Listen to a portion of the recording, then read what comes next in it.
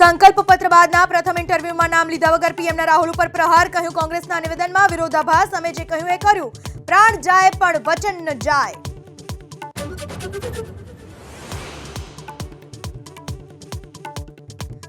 ABP news પર માયાવતીના ઉત્તરાધિકારી આકાશ આનંદનો પ્રથમ ઇન્ટરવ્યુ, અખિલેશ અને કોંગ્રેસને ગણાવી ભાજપની બી ટીમ, ગઠબંધન મુદ્દે કહ્યું કે માયાવતી જ કરશે નિર્ણય.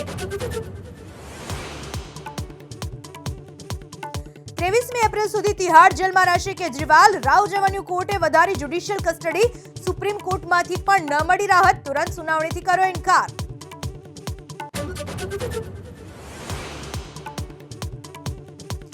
તોડબાજ તરલ ભટ્ટની મુશ્કેલીમાં થયો વધારો, તોડકાંડમાં જૂનાગઢ ડિસ્ટ્રિક્ટ કોર્ટે તરલ ભટ્ટની જામીન અરજી ફગાવી, હવે રહેવું પડશે જેલમાં.